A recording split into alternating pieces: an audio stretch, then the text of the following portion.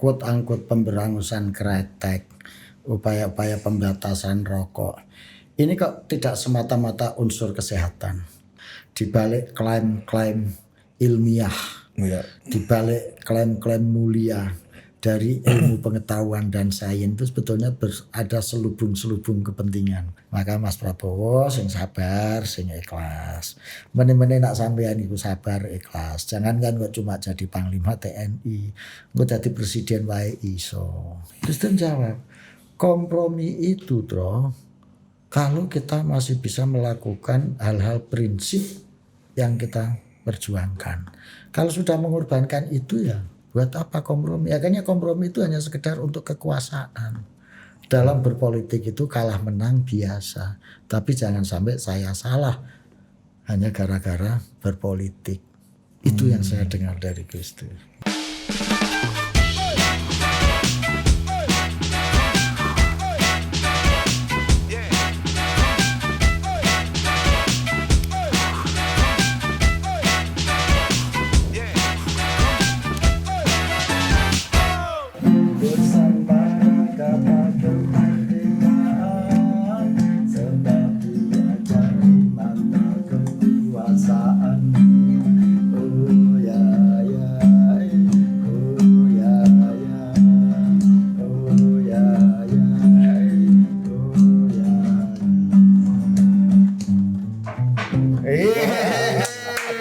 Jangan Pak Yai, nanti lagu Pak Yai semua diisi podcast ini.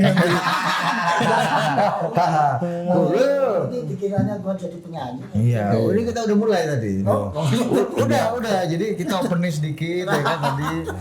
Memang ke depan dulu Pak Yai. Iya, maju dikit Pak Yai, maju sedikit. Itulah.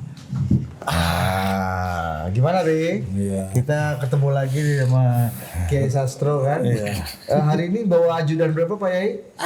Ajudan. Enggak lah, itu ajudan itu kan pejabat, gua enggak pejabat. Sebagai suami menteri, ya kan? Konsekuensi apa yang paling Anda nikmati dan paling tidak Anda nikmati dalam situasi sekarang? Atau lebih banyak ditindasnya Anda jadi. Enggak tuh enggak ada bedanya. Belum terasa. Jadi perbedaan itu belum terasa dan belum ada kan. Ya biasa saja. Ngamen ya ngamen, jalan ya jalan, wawancara ya wawancara, kayak gini ini biasa aja. Iya. Rokok juga tetap minta tadi kan? Iya, rokok minta. Itu namanya kita sedang mengurangi rokok. Maksudnya mengurangi rokoknya teman. Iya betul ya. Kan. Gimana Pak Yai, ini kalau kita lihat kasih refleksi kebangsaan dulu tentang situasi terkini kegentingan nih. Saya tuh kalau ngasih refleksi itu takut dikira tukang pijet tuh. Pijet refleksi itu kan. Kan sudah diakui oleh Pak Prabowo dulu yang bersaksi Pak Prabowo tukang pijet ini jadi tukang pijetnya Gus Dur ini kan Anda. Jadi makanya saya takut keliru jadi tukang pijet, maka saya nggak mau pakai kata refleksi. Tapi apa Pak Yai melihat situasi terkini? Ya itu namanya suatu proses berbangsa yang harus kita lalui, bahwa ini akan jadi pelajaran bagi kita ya.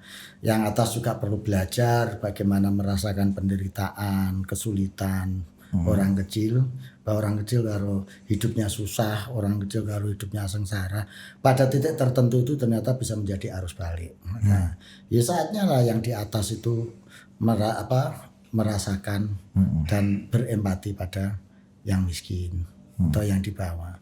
Nah yang di bawah juga ini menjadi pelajaran bagi yang di bawah juga. Perlu yang di bawah juga perlu belajar juga dalam konteks ini. Iya ya, semuanya perlu belajar. Kalau nggak perlu belajar ya nggak naik kelas kita. Apa Pak Yai? Ininya apa? Yang di bawah apa ininya? Yang pelajaran di bawah, pentingnya. Pelajaran yang di bawah bahwa itu kebaikan, kebahagiaan atau peningkatan itu harus diperjuangkan. Nggak bisa kita angkat kaki kemudian keadaan berubah begitu saja tuh nggak bisa. Ya memang harus diperjuangkan, diupayakan. Sudah arif kan gitu kayaknya. Sudah kayak mengandung kiai. Mengandung kiai dan mengandung keketuaan Dharma Priyaan. Tapi salah satu kekuatan kita kan yang juga sebenarnya mungkin belum ya banyak disadari, tapi banyak juga ini bukan menjadi topik utama. Padahal ini adalah kekuatan bangsa kita. Salah satunya kretek, Pak Kiai. Iya, kretek, tembakau, terutama secara budaya punya makna, secara ekonomi juga dikdaya, gitu. Pak Kiai ngelihat. Kalau saya melihat ya upaya-upaya quote unquote pemberangusan kretek, upaya-upaya pembatasan rokok, ini kok tidak semata-mata unsur kesehatan. Unsur kesehatan memang iya itu terbukti, tapi kan sebetulnya tidak hanya rokok. Misalnya beras. Beras itu kan mengandung unsur glukosa yang sangat banyak, yang itu bisa menimbulkan penyakit gula. Gitu. Kalau dimakan berlebihan dan terlalu banyak.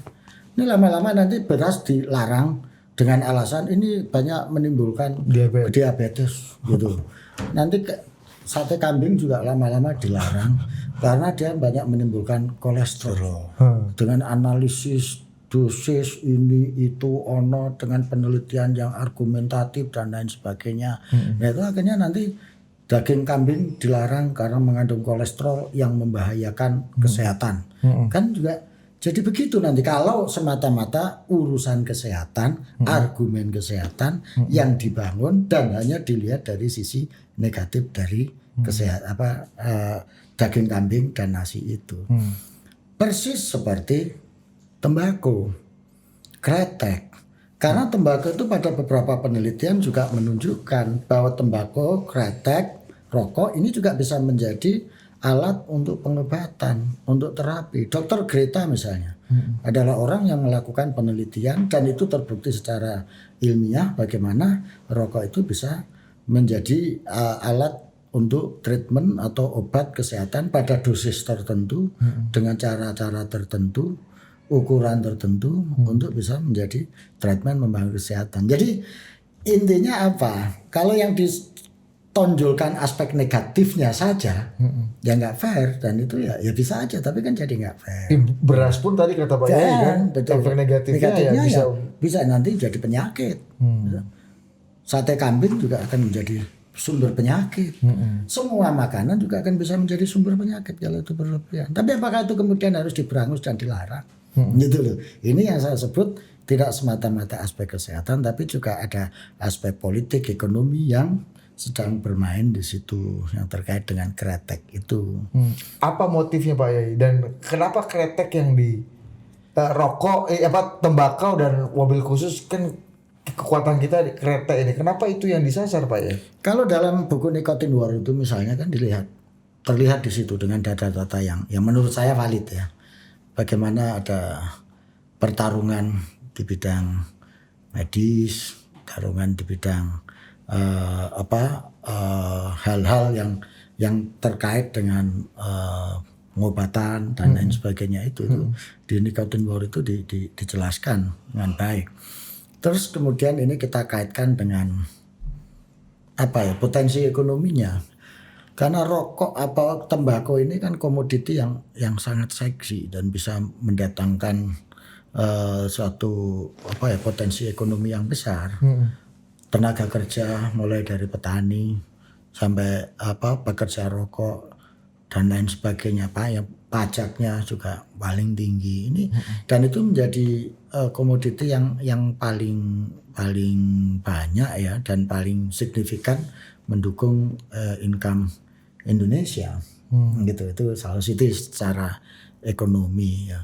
Belum lagi nanti kalau ada pertarungan dagang, kalau rokok ini hilang kan ada penggantinya yang itu diproduksi oleh bukan kita gitu yang iya. sebagai pengganti rokok apapun namanya gitu. Tembakau dan cengkeh kita punya, kalau zat kimia semua orang bisa produksi. Mungkin ini bisa dituduh bahwa itu analisa yang konspiratif gitu ya, tapi bagi saya ya mau dituduh konspiratif mau enggak, tapi itu yang terasakan gitu loh dan ada sekarang gitu. Padahal kayak kretek, tembakau, rokok ini kan memiliki akar sejarah yang panjang bagi bangsa Indonesia ini gitu ya. Dan kejadian seperti ini tidak hanya pada rokok ya. Kalau kita ingat dulu ada komoditi yang namanya kopra. Oh, kopra. Kelapa ya Pak ya? Kopra itu mungkin generasi sekarang udah nggak tahu kopra itu apa. Bukan Prince of Kopra ya. Ini atau ya betul ya. Jadi kopra itu adalah kelapa Kopra itu. yang dikeringkan, ya, dikeringkan sehingga kadar minyaknya menjadi sangat tinggi dan itu bisa disimpan sampai bertahun-tahun gitu ya. Dan itu menjadi komoditi utama kita yang memiliki nilai ekonomi tinggi. Dan itu juga akhirnya dimatikan dengan beberapa penelitian, alasan kesehatan, legitimasi akademik gitu ya, yang menyatakan bahwa kopra ini juga kolesterolnya terlalu tinggi, nggak menyehatkan, macam-macam ini itu. Lama-kelamaan kopra itu mati kan dan hilang. Padahal itu komoditi utama bangsa Indonesia yang bisa diandalkan waktu itu. Terus berganti menjadi CPO. Ya. Sawit gitu. Sawit juga sekarang dimasalahkan gitu ya. Menjadi katanya ya ini terlalu tinggi zat-zat LDL-nya atau apanya itu. Pokoknya nggak sehat lah. Ya, itu sampai Dan soal hutan juga kan jadi concern tuh ya, katanya kan. betul. Nah, jadi itulah bagi saya hal-hal yang menjadi komoditas utama kita dan kita memiliki kemampuan untuk melakukan quote unquote hilirisasi pengolahan dari itu selalu mengalami problematik. Jadi mungkin nggak Pak Yai menerjemahkan kata-katanya presiden bahwa kita ini asing itu nggak suka lihat kita maju. Jangan-jangan kita ini mulai diobok-obok sama asing, kan ada nuansa-nuansa seperti itu di beberapa pidato-pidato presiden kan. Masuk nggak dalam sektor-sektor yang itu kan nggak terjadi sejak lama. Hal-hal seperti itu, seperti yang saya ceritakan mulai dari kopra, terus kemudian beralih ke CPO dan ini termasuk inkludis itu adalah rokok, terus tembakau dan lain sebagainya itu. Jadi komoditas-komoditas yang kita memiliki potensi besar bisa mendukung pendapatan dan ekonomi kita secara signifikan dan kita mampu mengolah itu secara baik ya mesti ujung-ujungnya akan mengalami barrier seperti itu gitu loh. Ini kan enggak sekali dua kali, enggak 1-2 komoditi, sudah berkali-kali. Nah, komoditas-komoditas yang tidak kita bisa olah itu pengennya kita disuruh ngekspor yang raw materialnya gitu. Begitu kita mencoba untuk belajar atau mencoba untuk mengolah sendiri ya akhirnya ada barrier-barrier dengan segala legitimasi segala apalah inilah yang gitu. Jadi memang kalau nggak bisa dirampas dihancurkan kan. Ya itu bahasanya kan? Itu bahasanya sampean lah. Ya. Nggak mau dari penjelasan Pak Yai tadi. Iya. Kalau dibahasakan kasarnya begitu. Dalam perspektif apa tadi bahasa Pak Yai jalanan apa kun apa Pak Yai? Dari perspektif jalanan apa? Oh, ayat kauniyah. Ayat kauniyah itu peristiwa-peristiwa kejadian realitas yang harus kita baca. Gitu. Kalau orang lain membaca itu kemudian menyimpulkan disebut konklusi. Kalau kita membaca realitas itu dan menyimpulkan disebut analisa konspirasi. Ini aja kan sudah beda istilahnya. Iya. Apa yang bukan konspirasi sekarang? Tapi kalau tadi kan Pak Yai bicara soal konteks ekonomi ya, bagaimana tembakau, kretek itu kan sumber daya ekonomi besar kita dan bahasa Ari ya kalau nggak bisa direbut ya dihancurin itu aja logiknya yang udah terjadi kan begitu. Kauniahnya ini kan Pak Yai kan. Tapi kalau dari segi kebudayaan ini gimana Pak Yai? Kretek itu dianggap juga jadi jati diri. Iya, kalau data-data yang ada misalnya ya secara kebudayaan secara antropologis, sosiologis kita bisa melihat hampir tembakau, rokok itu nggak bisa dipisahkan dengan kehidupan masyarakat Nusantara, terutama yang terkait dengan ritual-ritual gitu. Dalam bentuk sesajen, dalam bentuk apa dari dulu itu mesti ada unsur rokoknya itu. Itu kan menjadi secara simbolik bahwa tembakau maupun rokok itu ya menjadi media komunikasi antara manusia dengan alam, manusia dengan leluhurnya, dengan spiritualitasnya gitu. Itu yang secara tradisional antropologis. Tapi juga ada data sejarah menarik ya, secara faktual misalnya. Pada Jean Nicot itu adalah salah satu diplomat dari Prancis. Itu pernah mengirim tembakau kepada Ratu Catherine ya, Ratu Prancis yang sedang sakit migrain gitu. Jadi si Nicot ini ngirim tembakau kepada Ratu Catherine. Si Jenny Kate ini ya. Ya kemudian ini untuk obat migrain ternyata pada Itu saat tembakau atau yang lain? tembakau Pak, tembakau. Ada paracetamolnya kali Pak Yai di dalam situ. Ya nggak tahu lah, ini data sejarahnya menyebutnya tembakau, dia Bukan mengatakan yang lain kan? nggak yang lain Iya. gitu. Kemudian juga cengkeh misalnya sebagai bagian yang tidak terpisahkan dari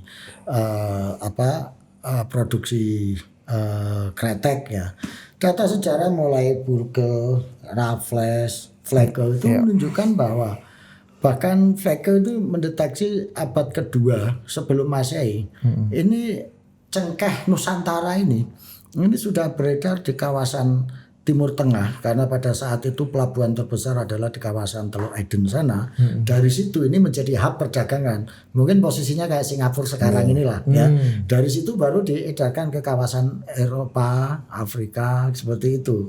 Nah, Menjadi itu juga nastar, ya. cengkeh menjadi komoditi perdagangan kita.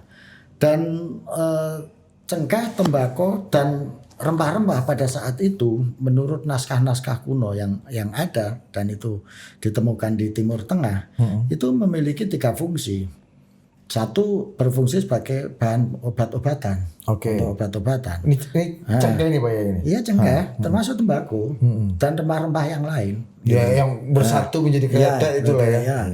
Yang kedua untuk masakan, menyedapkan masakan gitu ya, mengenakkan masakan. Nah yang ketiga ini yang menarik, itu menjadi simbol status sosial. Gitu. Jadi orang yang sudah bisa beli cengkeh, sudah bisa beli bako, sudah bisa beli rempah, itu adalah orang yang status sosialnya tinggi. Kayak sekarang udah pakai jam apalah yang harganya miliaran itulah kira-kira seperti itu. Kira-kira seperti itu lah. Yang 2,2 miliar itu ya. 11 miliar yang kemarin 11 miliar. Jadi data-data yang tertulis dalam kitab-kitab itu ya, misalnya ada di sini saya Al-Qazwini misalnya, tuh. Terus yang menulis Ajaibul Hindi misalnya, atau Iqdul Farid gitu, kitab Iqdul Farid itu karya Ibnu Abi Rabih misalnya, itu yang menyebut kaitannya dengan cengkeh, rempah, tembakau, yang itu menjadi komoditi dan identitas kultural bangsa Nusantara, gitu. Terus kemudian disebutkan dalam satu Babat Sengkala misalnya. Babat Sengkala ini pada zamannya Sultan Agung. Itu disebutkan di situ bahwa rokok itu adalah menjadi semacam tidak semata-mata simbol sosial tapi juga instrumen sosial untuk membuat orang itu kalau kumpul gitu ya, itu interaksi komunikasinya itu menjadi lebih kaya kalau menggunakan rokok. Makanya ada timbul mitos Prono cerita Roro Mendut itu antara lain. Apa tuh? Itu ini rokok ya. Itu Roro Mendut itu sampai puntung rokoknya itu jadi rebutan orang. Si Roro Mendut itu cewek yang penjual rokok gitu ya, dan rokok yang bekas dihisap oleh si Roro Mendut itu menjadi. Ini kan semuanya kisah-kisah yang menunjukkan bagaimana rokok, tembakau itu menjadi semacam simbolisme kultural bagi bangsa Nusantara. Bahkan yang menarik ada ulama Nusantara ya, Syekh Mahfud Dermas kalau nggak salah, itu menulis kitab yang judulnya Kitab Dukhon wal Qahwah, kitab kopi dan rokok. Ini membahas tentang ya hukum tentang minum kopi dan rokok. Ini menunjukkan bagaimana rokok itu menjadi sesuatu yang sangat related dengan konstruksi kebudayaan dan sosiologis bangsa Nusantara, sampai seorang ulama pun perlu menulis kitab mengenai rokok dan kopi ini. Saya kira ini beberapa data-data yang menunjukkan bagaimana rokok memiliki akar kultural dan memiliki nilai-nilai antropologis yang sangat dalam bagi bangsa Indonesia. Saya kira seperti itu. Menarik. Dan juga kan sebenarnya kalau kita baca di bukunya Anthony Reid ya, sejarah perdagangan di Asia Tenggara kan. Betul. Nah, di situ kan tembakau jadi salah satu komoditi yang membuat masyarakat. Jadi komoditi itu membuat orang Asia Tenggara yang asal usulnya sama itu menjadi punya kebudayaan yang berbeda-beda gitu. Jadi kan kita asal usulnya sama tapi culture kita beda-beda. Karena ada sesuatu konstruksi yang berbeda dengan adanya rokok itu. Jadi itulah bahwa beberapa data historis itu yang menunjukkan bagaimana tembakau itu memiliki akar kultural. Nah, tapi orang akhirnya kemudian bilang, loh itu tapi kan budaya tidak harus dipertahankan kalau itu ternyata membawa madorot. Karena ada penelitian, ada penemuan akademi yang tadi Pak Yai katakan itu kan. Karena harus ditinggalkan. Itu gimana konsekuensinya apa buat? Gimana upayanya dan konsekuensinya itu apa Pak Yai? Kalau dalam kaidah fikih, saya bukan ahli fikih ya, tapi mencoba mengutip-ngutip dan menggunakan pola fikir-fikih gitu ya.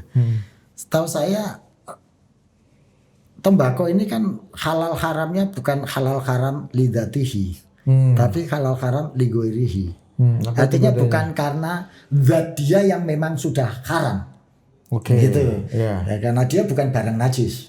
Gitu kan. Tapi kan halal haramnya dia itu tergantung pada elatnya, alasannya. Ligoirihi, karena ada sebab yang lain. Gitu kan.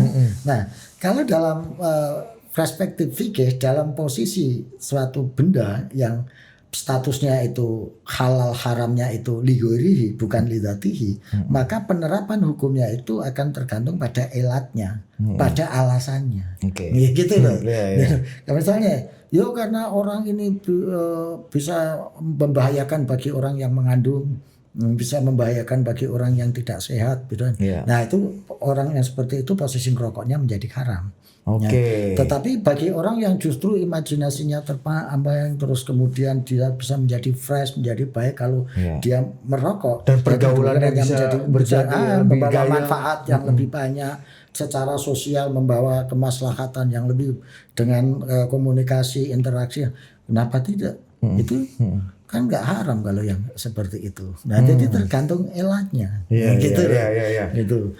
Bahwa rokok bisa berdampak pada gangguan kesehatan itu nggak bisa diingkari. Tapi kan banyak juga rokok yang ternyata bisa menyembuhkan. Itu juga kalau mau fair nggak bisa dihindari juga. Betul. Gitu loh.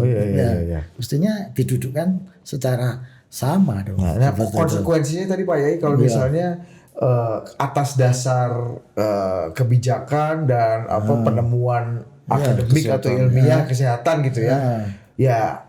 Tradisi yang udah jalan panjang di Indonesia ini harus konsekuensinya gimana? Harus imbang dong.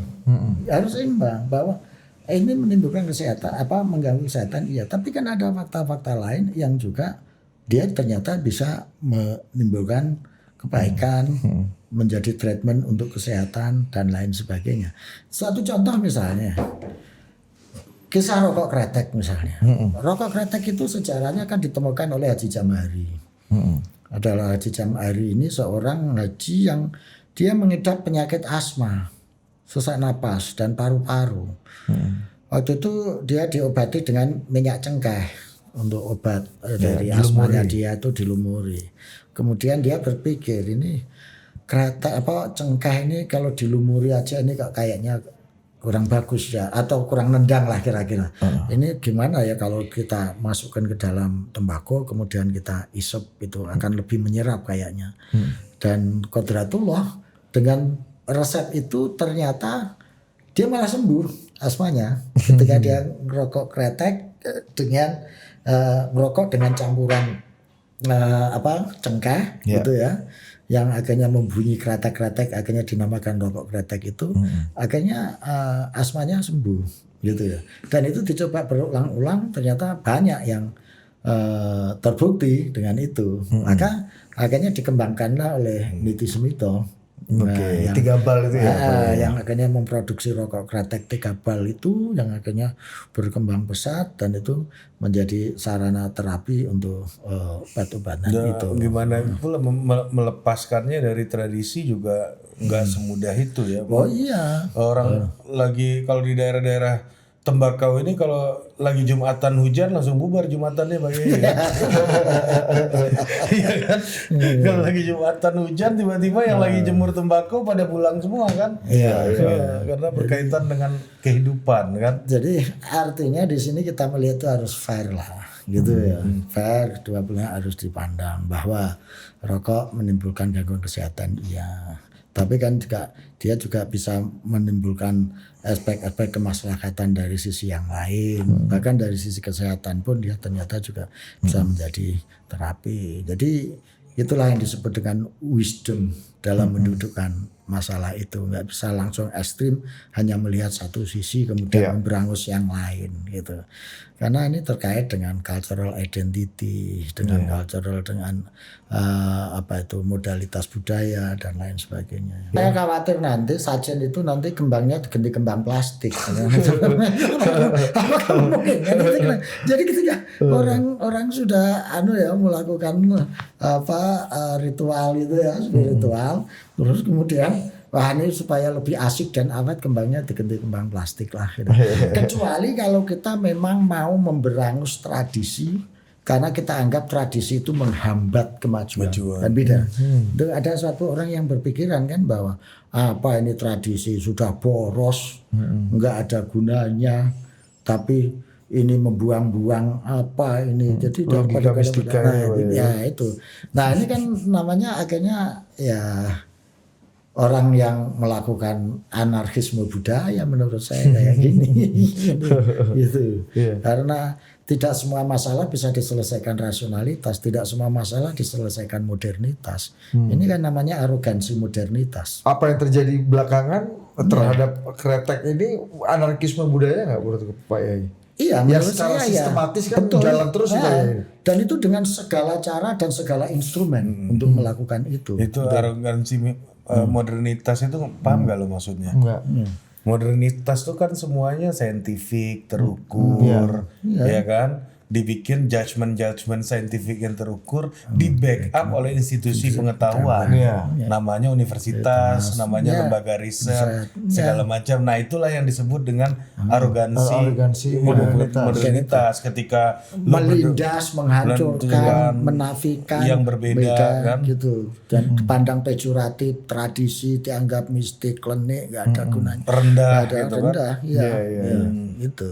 Betul. Yang tidak mendapatkan legitimasi dari akademik institusi pendidikan modern, universitas dan lembaga riset, itu dianggap sebagai hal yang rendah, yang tidak beradab, dan yang boleh dihilangkan dan boleh dimusnahkan, different gitu, ya kan? Itu sama aja, itu sikap radikalisme kultural. Padahal di universitas dan lembaga penelitian ini juga semuanya kompromi dan konsensus antara mereka juga kan. Belum tentu. Yang saintifik itu kan konsensus dan kompromi gitu. Kenapa penelitian yang terkait dengan kretek, dengan rokok yang punya potensi sebagai treatment untuk mendukung kesehatan. Misalnya kayak penelitiannya Dr. Greta misalnya. Kayak penelitiannya beberapa orang-orang, misalnya ada yang namanya yang dari Mbah Tar, Kiai Mukhtar dari Poso. itu juga menggunakan terapi pakai rokok gitu. Kenapa yang seperti ini nggak Karena diteliti, bukan ya? hasil kompromi mereka. Ya, Iya kan? Jumhur penelitiannya nggak Ya. Jadi sama kayak Haji siapa tadi yang cengkeh ini? Iya, sejam hari. Jamari itu nggak masuk jumhur. Iya. Yang Jumhurnya mengatakan ya kan. Itu dianggap kelompok devian. different ya jumhur modernitas ini kan. Iya kan. Dan untuk tembus jumhur modernitas ini kan bukan perkara mudah. Karena di situ udah kebentuk kartel-kartel opini dan oligarkinya kan gitu kan. Makanya di sini kita bisa merujuk pada Habermas misalnya, yang dia mengatakan bahwa di balik klaim-klaim ilmiah, di balik klaim-klaim mulia dari ilmu pengetahuan dan sains itu sebetulnya ada selubung-selubung kepentingan yang perlu dibuka oleh teori kritis itu harus sebetulnya. dibongkar. Yang dilindungi oleh tadi itu ya, dilindungi oleh kebenaran sains yang disepakati oleh konsensus itu. Yang mereka dilindungi oleh yang disebut dengan birokrasi pengetahuan. Kampret udah lama juga gue gak diskusi pakai Ini istilah-istilah. ada bukan diri gue nih. Bos. Seperti biasa belum gajah bertarung belum habis terinjak-injak. Karena kita sesama visi Sosiologi. visi Betul. Aku menikmati betul nih. Ya kan dua paduan suara ini nih. Ya. Dan suara dan falsetto kita kanan harus kiri. menyadari omongan kita ini juga dianggap omongan yang akhirnya tidak ilmiah atau insinuatif atau apa karena memang tidak mendukung atau tidak related dengan klaim-klaim mainstream yang Anda sebut jumhur itu. Tapi bagi saya ya tidak apa-apa, suara seperti ini memang harus disuarakan. suara alternatif ini ya, Pak, karena ya. ini juga menyangkut kepentingan orang banyak. Tapi kalau ini bisa berakibat atau menjadi wajah daripada anarkisme budaya itu gimana Pak Yai? Apa dan kan artinya kalau anarkisme budaya ini kan ada tindakan anarkis yang berdampak pada lunturnya, hilangnya, berkurangnya tradisi kebudayaan ini. Ente mau ini yang mau saya kritisi nih, anarkisme yang mana? Bakunin atau anarkisme yang mana nih gitu kan? Aku ambil gitar Iya kan? Enggak, kalau Saya terus anarkisme terang mengambil istilah itu mengadopsi. iya adopsi kan. Kalau mau pakai violence mau Itu nanti anak Aren larinya. Iya. Kalau pakai violence, akan melahirkan kekerasan baru yang kena anarkisme itu. Nah, ini maksud saya bahwa ada super culture ya yang secara semena-mena melindas dan ini tidak menghegemoni loh ya, tapi langsung melindas dan mengeksklud budaya-budaya yang inferior ini yang dianggap tidak kompatibel dan dianggap tidak sesuai dengan budaya-budaya mainstream yang besar, sehingga dengan cara-cara dan metode-metode yang sangat quote unquote kasar dan dia melakukan pelindasan itu gitu dengan klaim-klaim akademik, klaim-klaim saintifik gitu ya yang dibangun sedemikian rupa. Kalau makanya Pak Yai ini kan antitesa dari apa yang kalau kita rujuk nih pakar sosiologi budaya yang bukunya udah menjadi sebuah buku klasik namanya Raymond Williams ya kan. Itu di situ bagus banget definisi dia menyebut culture. Kita balik lagi what is culture gitu kan dia pertanyakan lagi. Jadi kira-kira terjemahan bahasa Indonesianya adalah akal dan pikiran yang digodok secara hati-hati. Nah, itu culture tuh. Culture. Jadi lu bikin sesuatu yang menjadi culture dan kebiasaan bersama itu sudah melalui proses yang Penggodokan yang hati-hati. Iya kan, ketika ada Anarkisme, bulldozer ini pelindasan itu ada ketidakhati-hatian di situ gitu loh, itu loh maksudnya. Jadi udah ada pelindasan nih, upaya pelindasan nih. Pak Lalu Yai. dengan berbagai peraturan yang ada itu gimana? Pakai apa? Tuh pakai PP, PP. ada Aduh, itu kan itu dipotong. semuanya itu. Belum lagi nanti kalau kita bicara kepada campaign-campaign yang dia lakukan dan lain sebagainya itu gitu. Menurut saya itu sudah sikap anarkis itu secara dalam konteks kretek ini menurut saya. Artinya anarki dalam konteks ini adalah tidak memperhatikan Ya, sifat sifat kehati-hatian. kehati-hatian. Ya. Karena culture adalah sesuatu yang dimasak secara Akal hati-hati. pikiran yang digodok secara hati-hati. Yang digodok secara hati-hati. Mantap nih. Dan di dalam kehati-hatian itu ada wisdom. Ada wisdom. Raymond Williams bos itu bos. Apalagi nih dari Raymond Williams yang Udah paling itu aja. Yang menarik Kira-kira itu aja. aja. Yang lain umum lah. Dan kalau kita kembali pada Toynbee misalnya dengan lapis-lapis budayaan itu, di mana dia membagi bahwa budayaan itu lapis pertama kan sains, sains itu sebenarnya kan material, ini dimensi paling rendah, paling luar sebetulnya. Nah, lapis kedua itu kan dimensi estetiknya, ini udah dimensi rasanya, gitu ya. Dan yang ketiga kan dimensi spiritualitasnya. Nah, anarkisme kebudayaan ini biasanya melindas pada dimensi yang pertama ini karena yang sifatnya simbolik, sains. Makanya klaim-klaimnya kan selalu klaim sains. Tetapi ini akan menimbulkan arus balik karena pada dimensi estetik dan spiritualitasnya ini nggak akan kena. Ini yang menimbulkan arus balik perlawanan seperti yang dilakukan. pertahanan apa Pak ya yang paling mungkin dilakukan atau diberikan untuk mencegah dan menahan pelindasan ini, pelindasan Aku budaya punya ini? konsep yang namanya reaktivasi genetika kultural. Ini sambil nonton nih orang maju 2 cm lagi apalagi nih kan aduh ilmu apa lagi nih apa ya Jadi genetika kultural kita sebagai bangsa Nusantara salah satunya itu adalah yaitu tadi memiliki relationship yang sangat dekat dan kuat dengan alam, dengan lingkungan. Yang kedua, genetika kultural bangsa Nusantara itu adalah yang selalu dimensi spiritualitasnya itu tinggi, itu genetika kita. Ibarat sumber mata air, selama ini genetika itu tersumbat oleh sampah-sampah peradaban. Saya menyebutnya sampah-sampah peradaban. Sampah-sampah modernitas. Bukan modernitas, karena modernitas ada yang baik. Tapi yang menyambut kita ini yang sampahnya. Gitu. Sehingga ini menjadi tidak muncul. Gitu. Nah, karena tidak muncul, akhirnya tertutup ini, akhirnya kita menjadi bangsa yang latah budaya. Gitu. Ada budaya ini kita langsung ikut, latah ini kita langsung ikut gitu. Nah, maka untuk menunjukkan ketahanan budaya itu, maka pertama yaitu tadi kita membuka sumbatan ini ya dengan cara mengaktifasi genetika kultural itu gitu. Karena generasi yang sudah teraktivasi genetika kulturalnya ini dia tidak saja memiliki imunitas kultural yang tinggi. Saya pakai bahasa imunitas. Karena jadi kalau ada penyakit macam-macam ada virus-virus itu yang sampah-sampah peradaban itu masuk, dia sudah kuat gitu loh. Nggak bencret-bencret lah ya. Nggak gampang hanyut, nggak gampang larut, nggak gampang tenggelam gitu ya. Tapi dia memiliki imunitas yang tinggi gitu loh. Nah, itu kalau ini sudah direaktivasi genetikanya.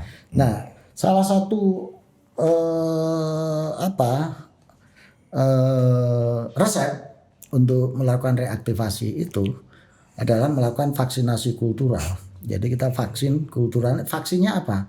Saya kok memahami vaksin yang pertama itu pemahaman sejarah. Gitu ya. Orang kalau memahami sejarah itu dia akan memiliki pride, memiliki imunitas yang sangat tinggi. Sejarah di sini bukan dalam pengertian kronologi peristiwa masa lalu. Bukan apal-apalan sejarah. Bukan apal-apalan sejarah. Kalau sekedar apal-apalan ya kayak kita ditanya itu perang Diponegoro itu apa 17 ya? Nama-nama wapres. Gue masih yang hafal rendah itu gua. Hanya diketahui perang Diponegoro ya perang yang berlangsung setelah adzan maghrib dan berlangsung 5 menit 1825 1830 kan setelah adzan maghrib. Jadi sejarah di sini bisa menjadi vaksin kultural kalau didudukan dalam 3 fungsi. Fungsi pertama, sejarah harus didudukan sebagai rute peradaban bagi suatu bangsa. Kalau kita ngerti sejarah, kita ngerti rute peradaban bangsa itu, bangsa kita misalnya, gitu. Sehingga ketika kita menghadapi situasi ini, kita mau kemana, arah mana, kita punya rutenya, nggak langsung ngambang. Yang kedua, sejarah harus dipahami sebagai referensi hidup, marojiul hayah. gitu. Anak sekarang dikasih referensi khilafah misalnya, langsung ditelan mentah khilafah itu, karena nggak punya referensi sejarah, nggak pernah tahu bagaimana konstruksi Islam di Nusantara ini, bahwa pernah dipimpin oleh seorang sultanah perempuan, pernah dipimpin oleh ulama-ulama hebat yang ngarang kitab-kitab fikih, kitab tasawuf yang jadi referensi dunia, nggak ngerti dia, gitu. Nah, yang ketiga, sejarah harus didudukan sebagai source of knowledge, dari sumber pengetahuan. Nah inilah yang nama-nama wapres tadi kan. Ada juga gunanya dikit. Ada salah satu dari 3. Jadi itu kalau ini, nah itu Itu pun juga penting-penting amat knowledge itu. buktinya orang ulama-ulama kita belajar ke Timur Tengah semua. Syekh Nawawi Al-Bantani, Abu Somad Al-Falimbangi, Arsad Al-Banjari, Nuruddin Arani, Riam Jafan Suri, Mbah Hasim As'ari, Mbah Ahmad Dahlan. Pulang ke Indonesia dia nggak jadi orang Arab kok.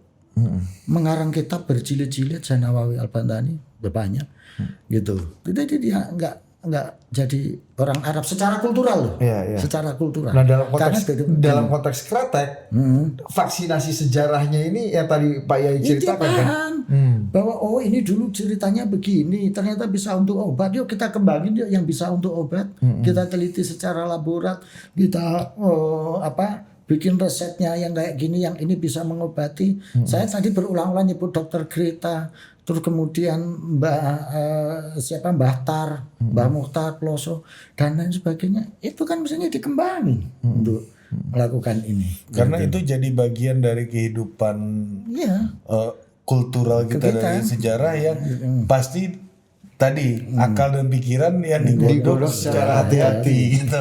Ada kehati-hatian tuh sudah Ada trial error dan kesepakatan bersama ini ya. Betul. Ada manfaatnya. Iya begitu Pak. Vaksin yang kedua itu adalah kesadaran tradisi sebagai jangkar, gitu. Selama ini kita menganggap tradisi itu kan katrok, barrier bagi kemajuan. Padahal dia bisa menjadi referensi-referensi. Selama ini kan kita sudah kritik kelemahan-kelemahan modernitas sampai muncul paham postmodernisme. Bahkan beberapa krisis yang terjadi saat ini, krisis lingkungan, krisis alam, krisis macam-macam itu kan menjadi dampak dari sampah peradaban itu, gitu. Tapi kita nggak pernah berpikir bahwa tradisi-tradisi, nilai-nilai local wisdom itu sudah menyiapkan jawaban terhadap ini sebetulnya. Kenapa ini nggak kita gali? Maka ini perlu adanya gerakan saintifikasi terhadap local wisdom yang oleh Sartono Kartodija disebut dengan indigenisasi ilmu pengetahuan humaniora, sosial humaniora. Ini yang mestinya kita lakukan, gitu loh, melakukan indigenisasi terhadap ilmu pengetahuan sosial humaniora, yang kata Gus Dur pribumisasi. Gus Dur mengenalkan konsep pribumisasi Islam, tapi ini bisa ditransform menjadi pribumisasi ilmu pengetahuan sosial humaniora, gitu. Nah, kenapa ini nggak kita lakukan? Malah kita hanyut dan larut dalam proses anarkisme budaya yang seperti itu. Nah, kretek ini bisa menjadi suatu titik pijak untuk kita bukan melakukan perlawanan sih, tapi membangun jalur alternatif dalam pengembangan sains atau untuk melakukan saintifikasi ilmu pengetahuan. Dulu fasisme juga munculnya untuk melawan establishment. Ya. Jadi kira-kira seperti itu Pak. Ini momentum kretek ini kalau kita mau berpikir bagi yang bisa tertarik untuk pemikiran ilmu-ilmu sosial humaniora, bisa menjadikan kasus ini sebagai vehicle untuk pengembangan ilmu pengetahuan sosial humaniora untuk membangun counterculture terhadap anarkisme budaya, indigenisasi ilmu pengetahuan. Kita masuk ke tema politik hari-hari dikit. Dinda. Ini kan waktu kita flashback agak jauh nih ke belakang. Saya ingat betul pas Pak Prabowo itu pidato, ya kan, saya dekat dengan semua presiden, gitu, ya kan. Bung Karno, bapak saya menterinya, gitu kan. Pak Harto, ya saya sering makan pagi, gitu kan. Pak Habibie itu mentor saya, katanya. Terus Gus Dur, katanya. saya tukang pijit Gus Dur. Nah, sebelum Pak Prabowo yang ngomong itu yang saya dengar adalah Mas Astro. Pak Yai, ya kan? Nah, ini melihat ini gimana Pak Yai? Apakah ada cerita lagi nggak soal bagaimana yang dulu itu sempat rame kan bahwa Gus Dur pernah mengatakan Pak Prabowo ini orang yang ikhlas gitu. Nah itu tuh ada yang menolak, nggak ada Pak Gus Dur ngomong itu gitu kan. Kebetulan ada foto beliau. Ini ada backing ini nih. Nah Ya, apakah itu konteksnya seperti apa? Iya, Ada Pak Yai punya saya cerita asbabul wurud. Asbabul wurud itu sebab munculnya suatu statement itu. Asbabul wurud. Ini benar. Kalau ini saya mengambil dari konsep ilmu hadis ya. Kalau sebab-sebab munculnya suatu naskah atau matan hadis itu disebut asbabul wurud. Tapi kalau sebab-sebab turunnya ayat disebut dengan asbabun nuzul. Iya. Nah, karena Bagi ini saya tadinya semua sama semua Pak Yai. Apa anarkisme ini tadi saya kan membuat semua lindas. Gimana? jadi kalau saya menyebut asbabul wurud ini bukan berarti cerita ini seperti hadis, bukan. Ini untuk saya setting situasi lah maksudnya ya, terhadap munculnya kata-kata itu. Satu saat Gus Dur pernah ketemu Pak Prabowo di satu tempat ya. Waktu itu Pak Prabowo itu ya quote unquote curhat lah ke Gus Dur. Gus, ini medio tahun berapa nih kira-kira nih? 99. Oh, 99. eksil dong. Iya, beliau sedang berada di Luar negeri lah ya. di luar negeri. Ketemu lah di satu tempat di Eropa. Gus Dur belum presiden kan? Belum, belum presiden, menjelang presiden. Gus Dur itu kan Oktober ya, 20 Oktober dilantik. Itu sebelum Oktober gitu. Ya kita di satu tempat ya temu Pak Prabowo. Berarti di luar negeri ya, karena Pak Prabowo belum kembali ke Indonesia kan. Ya, bilang bahwa Gus, saya ini kan sudah rela jadi korbannya TNI lah. Sudahlah semua kesalahan TNI itu ditimpakan ke saya, nggak apa-apa.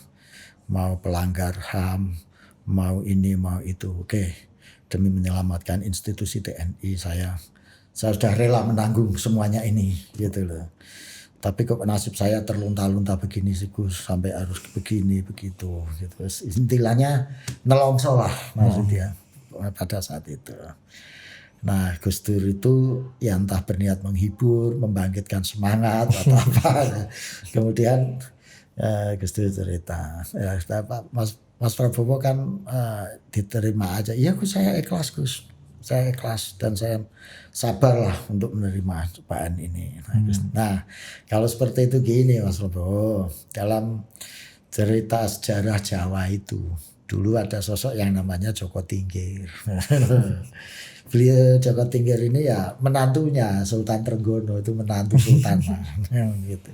Karena ada intrik politik ini itu akhirnya terlempar dari kehidupan kesultanan ini, artinya keluar dari istana lah gitu. Nah, ketika keluar dari istana itu ya dijadikan tempat untuk bermuhasabah, refleksi diri, ya, untuk meningkatkan kualitas dirinya lah gitu. Bergurulah dia pada kiai-kiai, pada ulama gitu. Sampai ada momentum yang namanya ontran-ontran Kebundanu itu. Ada momentum dia bisa balik lagi ke istana. Sampai akhirnya menjadi penggantinya Sultan Trenggono. Dia menjadi sultan, ya meskipun dia menantu bergelar Sultan Hadiwijoyo. Nah itulah Mas Bowo, oleh-oleh wong sabar lan wong ikhlas. Karena dalam adagium Jawa itu dinyatakan wong sing sabar iku luhur wekasane. Orang yang sabar itu akan memperoleh derajat yang tinggi. Maka Mas Prabowo sing sabar, sing ikhlas. Mene-mene nak sampean iku sabar, ikhlas. Jangan kan kok cuma jadi panglima TNI, engko jadi presiden wae iso. Gitu. Ikhlas gitu. Makanya ketika tahun 2009 Mas Prabowo nyalon wakil presiden ini itu, ketika aku ditanya Mas Prabowo itu orang yang ikhlas gitu. Itu dalam konteks mungkin saja menghibur. Iya. Konteksnya percakapan pada tahun 99 melihat Pak Prabowo dan pesan Gus Dur kepada Pak Prabowo waktu itu untuk ikhlas gitu ya. Jadi nak kowe iki ikhlas sabar iso dadi presiden. Dan evaluasinya Gus Dur sejak dikasih nasihat itu sampai Gus Dur tiada, Gus Dur masih merasa Pak Prabowo itu orang ikhlas kan? Ya karena pernyataannya di tahun 2009 kan seperti itu, gitu ya. Orang yang paling ikhlas ya Mas Prabowo, meskipun itu interpretable, banyak yang menginterpretasikan bahwa itu untuk menghibur Pak Prabowo. Tapi faktanya hari ini ternyata Pak Prabowo jadi presiden. Jago tingkir ini ya. Menantu presiden. Jadi saya. Gitu. Ya, nah, kalau kita lihat dari perspektif kultural gitu ya Pak Yai kan bahwa banyak berbagai macam persoalan di dalam sejarah Nusantara ini gitu. Itu kerajaan bangkit tenggelam itu semuanya itu persoalannya pasti konflik internal semua. Ya. Gitu. Ya Kita itu ini di dunia juga sama, jatuhnya Umayyah, Abbasiyah sampai Turki Utsmani ya begitu. Kan kalau siklus peradaban kalau menurut Ibnu Khaldun atau Toynbee kan selalu begitu kan. Nah, konflik internal semua dan saya juga melihat apa yang terjadi hari ini itu semuanya tidak lepas dari konflik internal nih. Apalagi kan semua koalisi, semua partai udah bersama Pak Prabowo hari ini gitu kan. Gak ada oposisi ya. Gak ada oposisi gitu kan. Dan berbagai macam dinamika pasti nggak lepas dari konflik internal. Dan saya tidak akan membuat Pak Yai kesulitan, mempersulit hidup Pak Yai dengan pertanyaan Dengan saya. beban-beban itu tidak perlu dibebankan. Dengan jawaban yang nggak perlu dijawab. Saya cuma mau minta sedikit ini aja wisdom gitu ya. Ketika seorang raja harus menghadapi konflik internal ini, bagaimana seorang raja itu bisa tetap menjaga imunitas daripada kapal yang dia sedang nakodai ini agar tetap bisa sampai ke tujuannya gitu. Satu, raja itu harus memiliki wisdom. Karena dengan wisdom ini dia bisa menjangkau, melihat dan menembus dari realitas-realitas yang ada. Apalagi era seperti ini yang disebut dengan era post-truth itu. Post-truth itu kan garis besarnya ketika iblis, setan, demit, malaikat semuanya pakai topeng malaikat. Gitu kan. Nah, menembus topeng-topeng ini yang diperlukan. Makanya wisdom di sini harus dilengkapi dengan waskito. Waskito itu bahasa Jawa ya. Waskito itu bahasa Indonesianya apa ya? Kemampuan memproyeksi ya. Iya, kemampuan memproyeksi, kemampuan menembus topeng gitu ya. Supaya betul-betul bisa membedakan mana demit, mana malaikat yang sebetulnya. Karena semuanya pakai topeng malaikat di sini gitu.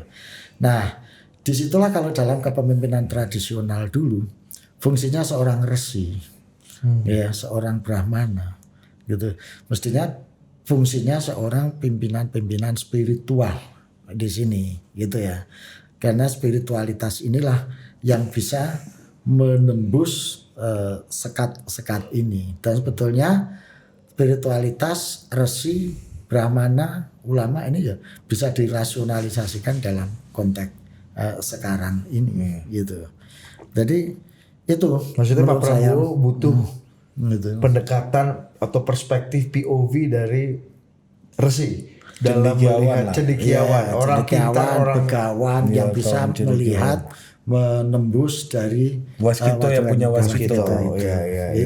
Waskito jadi itu tidak semuanya teknokratis dan ini tidak hanya skill kalau waskito itu, tapi juga kemampuan diri untuk mengendalikan tidak hanyut, tidak larut dalam pusaran arus duniawi yang sekarang ini sedang terjadi. Waduh, ini menarik nih, arus duniawi ini.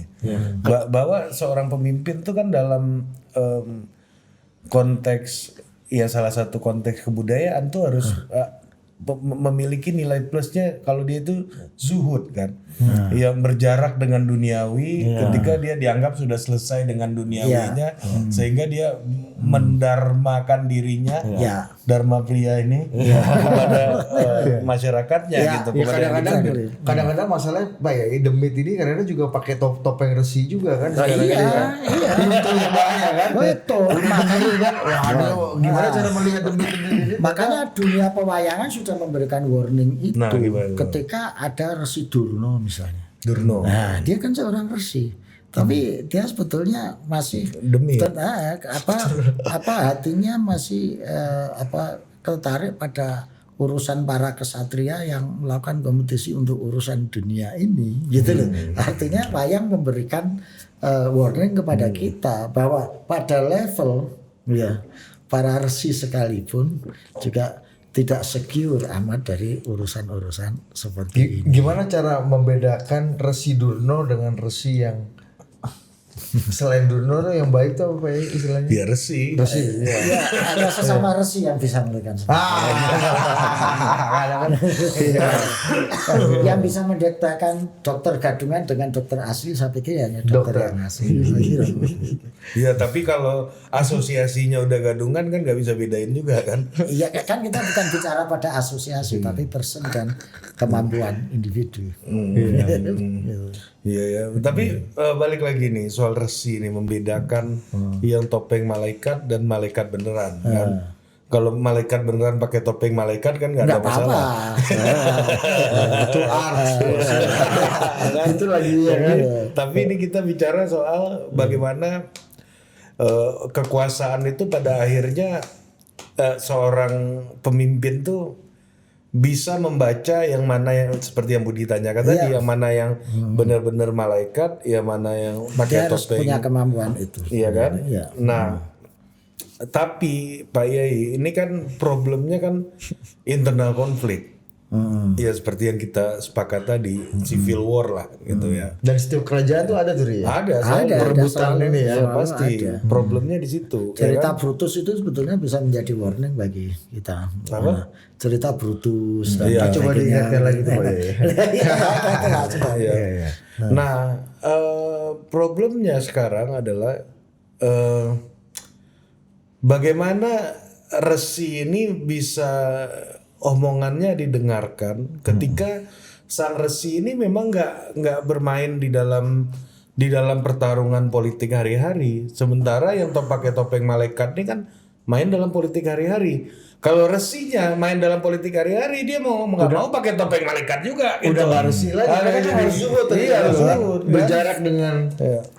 Jadi begini Mas. Ada cerita sufi. Ya, cerita sufi nih, cerita sufi gitu. Yang orang sufi ini hidupnya melarat. Ya, nggak punya apa-apa. Sehingga orang ini mengira bahwa ini orang yang ikhlas. Karena dia nggak mau bermain, mendekati dunia pun dia nggak mau. Gitu. Dia punya teman sufi juga, dia kaya raya, gitu, kaya raya dan hartanya banyak, gitu ya. Sehingga dia mencurigai itu sudah sufi kok masih kaya raya kayak gitu. Akhirnya dia ngirim santrinya untuk dia mau ngecek atau apalah gitu ya, untuk minta sumbangan ke orang sufi yang kaya raya ini, gitu. Begitu si santri ini ketemu sufi yang kaya raya ini, dia langsung ngomong ke santrinya itu, Fulan, omongin ke guru kamu ya, gitu. Jangan terlalu tergila-gila sama dunia. Gitu. Wah, ke santrinya loh, guruku ini kan orang yang miskin, nggak punya harta, masa diomongin kan dia dunia sendiri yang kaya, malah dia menuduh orang lain kaya dunia gitu. Udah sampein gitu aja. Setelah dikasih bantuan uang gitu, dia pulang disampaikan ke gurunya yang miskin itu. Begitu dapat seperti itu, si guru ini baru sadar yang miskin ini. Dia nangis, ternyata hati saya masih kotor gitu. Saya memang menjauhi dunia, saya memang tidak mau ikut campur dunia, tapi hatiku ternyata masih memikirkan dunia. gitu. Buktinya saya mau minta gitu. Makanya saya minta hartanya dia. Iya kan? Untuk itu saya kurang pasrah, kurang percaya sama Tuhan. Sementara dia memang hartanya banyak, tapi hatinya nggak pernah sedikit pun menempel pada kekayaan harta dan itu. Berarti resi ya, walaupun dia bermain di dalam politik duniawi, tetapi hatinya udah zuhud. Tidak melekat sedikit pun pada Duniawi ini. baik Kita kekuasaan, harta maupun kenikmatan. Harus cari resi-resi seperti ini nih. Pandai dalam permainan tapi berjarak dalam kenikmatan dan kegelapan dunia. Ada resi satu bos, ditawarin apa aja nolak kan, susah juga kan. Yang mana deh? Resi ini ya. Resi ini kalau dicari malah hilang, Bos. Kalau dicari muncul. Inilah. Jangan. Ya tapi memang sulit kan Pak Yai untuk dalam hal ini menemukan bagi seorang penguasa ini, karena kan kita tahu bahwa makin tinggi pohon makin tinggi kita naik kekuasaan itu kan kayak naik gunung. Iya. Makin kita ke atas makin sepi. Iya. Iya kan? Ini kan Yang ada terbatas ya. Iya, yang ada aja udah syukur nih. Kawan yang ada aja udah syukur, mau topengnya iblis, mau topengnya apapun gue terima nih. Jangan kamu suruh aku cari resi yang zuhud lagi nih. Wah, itu ada di lereng gunung bawah. Turun lagi aku ke bawah kan gitu. Iya. Ya, tapi sulit itu bukan berarti tidak mungkin. Itu satu. Yang kedua, sulit itu kalau kita tidak ketemu frekuensi dan channelnya. Pada titik tertentu, suasana tertentu, kondisi tertentu, getaran, frekuensi ketemu, itu nanti dalam suasana itu ya nanti akan ketemu. Nah, sudah seperti itu. Maksudnya apa nih? Pokoknya nggak dicari pun nanti ada gitu, Pak. Akan ada kalau memang sudah saatnya itu. Ya berserah, Bos. Bukan berserah. Bukan berserah. Ikhtiar lahirnya. Syariatnya itu harus dipenuhi. Prosedurnya. Bahwa prosedur untuk melakukan konflik resolution, prosedur untuk membuat suatu upaya rekonsiliasi, upaya menyelesaikan konflik dengan membuat kebijakan yang baik, dengan akomodasi tuntutan-tuntutan yang dibutuhkan rakyat, dengan menciptakan kebijakan-kebijakan yang membawa kemaslahatan. Itu kan syariatnya aja. Gitu. Meskipun kebijakan yang membela rakyat, kebijakan yang membawa kemaslahatan rakyat, ini juga belum tentu tanpa barrier, tanpa hambatan, tanpa godaan, gitu loh. Ya saya ngasih contoh Gus Dur aja lah. Ketika membuat kebijakan-kebijakan yang pro rakyat, ketika membuat policy-policy yang membela rakyat, itu kan hanya benturan dengan kebijakan-kebijakan yang demit, yang sudah larut dalam kenikmatan dunia itu, yang merasa terganggu, terkurangi, atau mau merasa terancam akhirnya. Nah itu kan membuat arus balik di situ itu. Nah, cara mereka kekuatan demit ini bernegosiasi, naikin bargainnya ini dengan membuat kekacauan. Tapi berarti Gus Dur itu lengser dulu karena nggak mau bernegosiasi sama demit atau gimana? Iya. Kalau perspektif saya iya. Nggak mau berkompromi lah. Iya. Sama demit. Sama demit. Ya. Tapi kan lengser Pak Yai. Ya konsekuensinya gitu, udah garis takdir. Bukankah ya lebih banyak mudaratnya lengser, jadi nggak punya power kan untuk bisa menegakkan. Ya itu jadi pelajaran bagi kita. Iya, jadi pelajaran bagi kita. Betul. Saya ingat betul ketika Gus Dur ditawari kompromi, saya tanya, Gus, katanya kalau sampean kompromi nanti akan dijaga dan 5 tahun lah, aman lah sampean ini gitu. Kristen jawab, kompromi itu kalau kita masih bisa melakukan hal-hal prinsip yang kita perjuangkan. Kalau sudah mengorbankan itu ya buat apa kompromi? Akhirnya kompromi itu hanya sekedar untuk kekuasaan. Padahal kekuasaan ini mestinya digunakan untuk hal-hal prinsip tasarruful imam ala ru'yah manutun bil maslahah. Kalau konsep manutun bil maslahah ini harus dikorbankan hanya gara-gara kompromi, buat apa?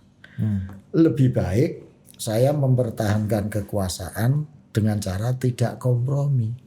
Kalau toh ini kalah, nggak apa-apa. Wis jadi takdir bangsa ini. Gitu loh. Yang penting saya tidak salah. Lebih baik kalah daripada saya salah.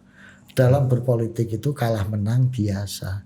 Tapi jangan sampai saya salah hanya gara-gara berpolitik. Itu yang saya dengar dari Gus Dur. Bapak ke bongso. Jembar hati ini. Jembar hati ini. Iya. Kalau tadi pertanyaan lo, bukankah harus kompromi kita bisa lebih banyak bermanfaat? Yaitu pelajaran yang harus kita lihat dari Gus Dur ini. Iya, yang jawabannya gitu. Kompromi yang mengorbankan dari cita-cita kemaslahatan. Buat apa? Ini buat Pak Prabowo penting juga ya konteks cerita seperti ini ya Pak. Ya saya nggak tahu. Oh iya, jangan pertanyaan yang membebani. Kamu jangan bikin susah. Kan saya belum tanya beliau. Ketemu terakhir kapan Pak? Sudahlah. Ketemu terakhir ya sebelum dilantik waktu itu di Ambalang. Wah, padat. Gimana Pak ya? Iya. Oh iya, jadi yang ngerokok sendiri itu Pak Yai itu. Di halaman Itu macam-macam. Sudahlah, kita hidup jadi pengamen gini aja. Oke. Oke, mudah-mudahan Pak Yai mau sekali-sekali selain jadi pengamen jadi resi juga. Resi. Enggak lah itu makom tinggi itu. Tapi kan Pak Yai bukan makom kita itu, Mbak. Oh iya, Minimal merekomendasikan resi yang valid. Makom tinggi. Iya. Tapi kezuhutan Pak Yai udah teruji. Ya. Teruji. Wong rokok aja masih minta. Mengurangi rokok. Rokok itu. Kita soalnya selalu pakai APBD, Pak. Apa itu? Anggaran pembiayaan dan belanja jarum. Rokok paling Islami. Jariah umat. Makanya apa brand-brand jarum itu selalu mengandung nilai-nilai Islami. Gimana? Jarum super. Jariah umat suka pesantren. MLD mubalek lagi dakwah. LA. Lillahi ta'ala. Kalau coklat itu cocok lil ahli tobat. Di Pak Yai ada merek lain yang bisa kita umbang juga sih. Black. Beramalah agar cepat kaya. Itu jarum juga Pak Yai. Selain jarum ini ada Pak Yai. Enggak, karena yang jariah umat itu jarum. Jadi saya punyanya baru itu. Tapi merek lain belum riset bos. Tolong diakuisisi ya. Sebelum terlalu dalam. Baik. Oke, sampai jumpa. Dadah.